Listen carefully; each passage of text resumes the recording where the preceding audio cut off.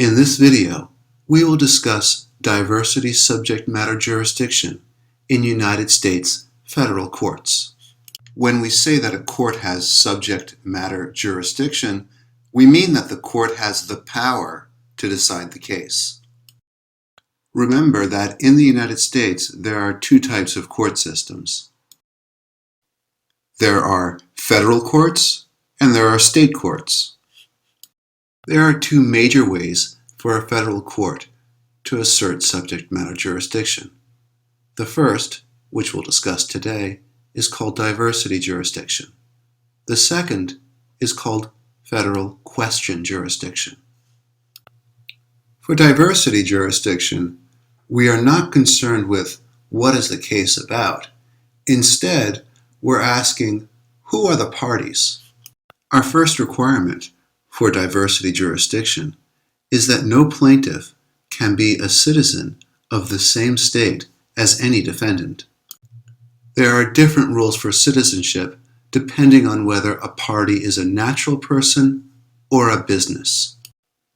A person is a citizen of a state where that person resides. Corporations are citizens of the state in which they are incorporated and the state in which their headquarters is. A corporation incorporated in Delaware and with its main office in California will be a citizen of both Delaware and California. Let's say we have Patty and David. Patty and David were in a car accident. Patty is our plaintiff and she decides to sue David, who is our defendant. Patty is a citizen of New York and David is a citizen of Massachusetts. So we have a plaintiff from one state, New York, and the defendant is from a different state, Massachusetts.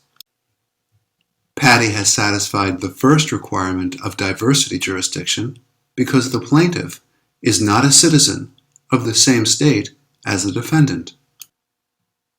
If David were from a country other than the United States, we would also have diversity of citizenship.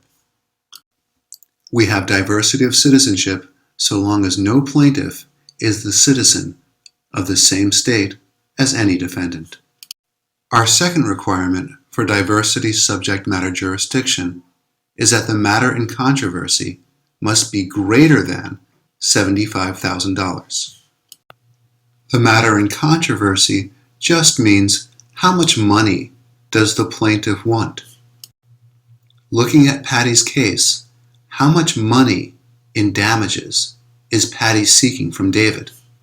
Let's say Patty is seeking $100,000 in compensation from David. Now we can say that the federal court should have subject matter jurisdiction based on diversity because no plaintiff is a citizen of the same state as any defendant and the amount in controversy is greater than $75,000. Patty satisfied both conditions for diversity jurisdiction, so now the federal court can assert subject matter jurisdiction over Patty's case.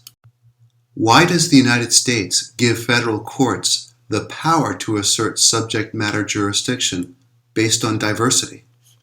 Well, here is David, and David is from Massachusetts. We are concerned that a New York State court might not be fair to David because he's from a different state. Perhaps a New York State court judge will discriminate against David because he's from a different state. A federal court with a federal court judge might be more fair towards David. To talk about diversity jurisdiction or any other matter related to U.S. law, stop by the message board and please visit my blog.